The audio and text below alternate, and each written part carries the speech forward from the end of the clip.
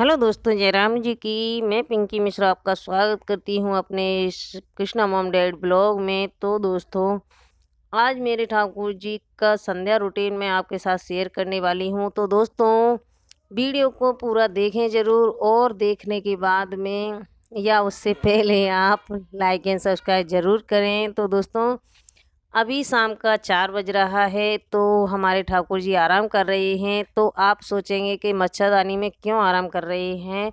तो मच्छरदानी हम इस वजह से लगा देते हैं, एक तो ठंडी का मौसम है, दूसरा कोई मच्छर कीड़ा कांटा इनके पास नहीं जाए, इस वजह से हम मच्छरदानी लगा देते हैं। तो सेफ्टी ज़रूरी है ठाकुर जी की। तो जी हमारे ठाकुर जी आराम कर रहे हैं। तो अब हम इन्हें उठाएंगे, शाम के 4 बज चुके हैं। अब इन्हें उठाएंगे और इनकी चाय का टाइम हो गया है।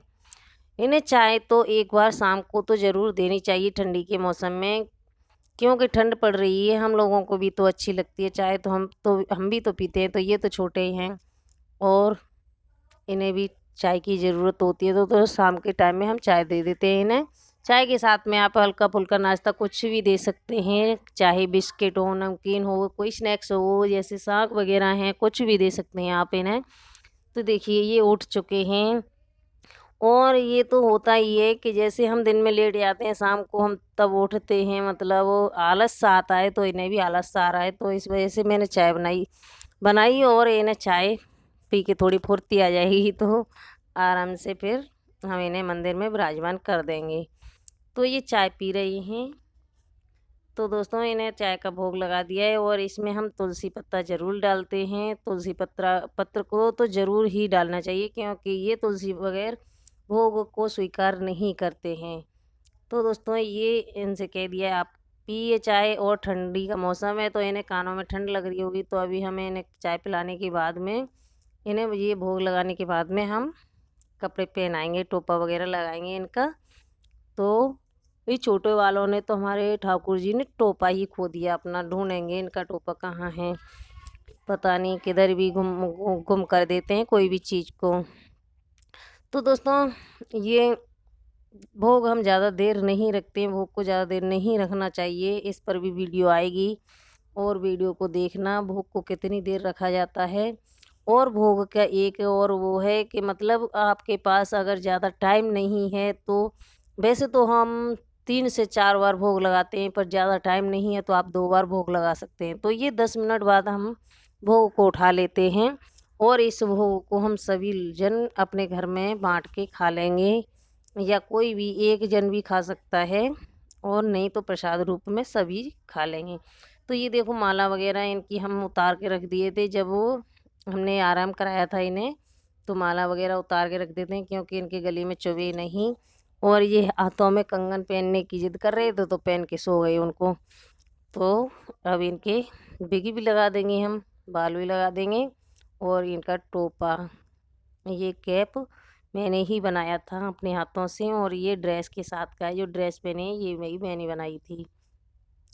तो छोटे वालों ने अपना, मतलब बड़े वालों ने, केशव ने अपना टोपा किधर भी गुम कर दिया है, और लगा दिया मोर मुकुट। अब देखिए, अब इनको थोड़ी फुर्ती आ गई है, अब ये मंदिर में विराजमान हो जाएंगे।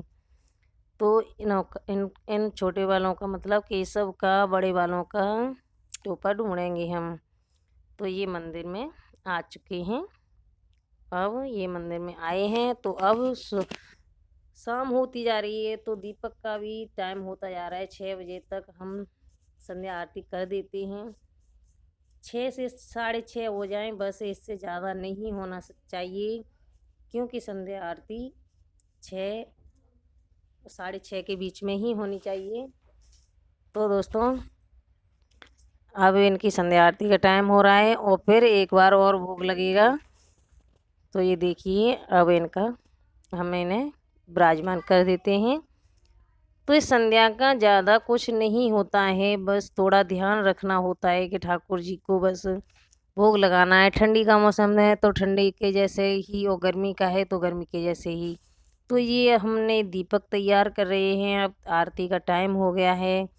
तो आप ये सोचेंगे कि इतने दीपक कैसे लगाती हैं। तो हम ये लगाते हैं, हम इन दीपकों का राज हम और किसी दिन बताएंगे किसी वीडियो में। तो ये इतने दीपक मेरे रोज़ाना को शाम को लगते हैं। तो ये दीपक को तैयार कर रहे हैं हम। तो अब संध्या आरती होएगी तो दीपक भी जलाने हैं।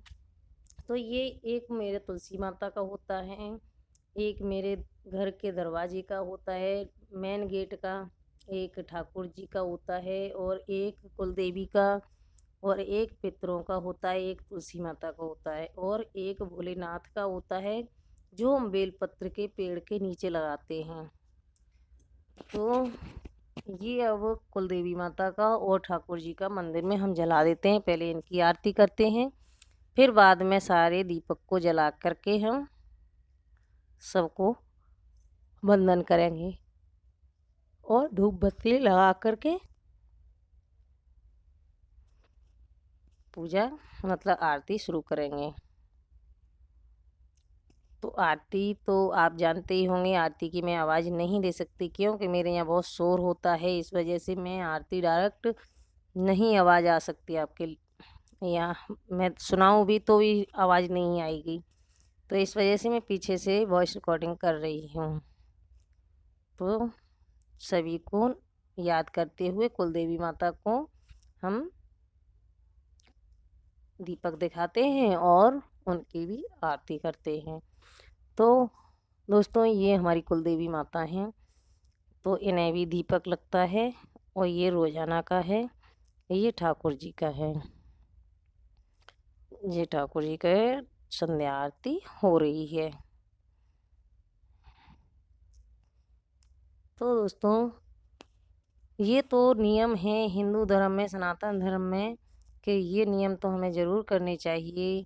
एक शाम का दीपक, सुबह की पूजा, ये 2 बार तो करनी ही करनी चाहिए। ज़्यादा टाइम ना हो, थोड़े से ही टाइम में करनी ज़रूर चाहिए। इससे मन शुद्ध रहता है और अच्छा रहता है, मन अच्छा रहता है। तो दोस्तों ये हमारी आरती हो चुकी है और ये इनका भोग अब शाम का जो अब भोग, इसे ही भोग को लगा करके अब ये सो जाएंगे। दूध और ये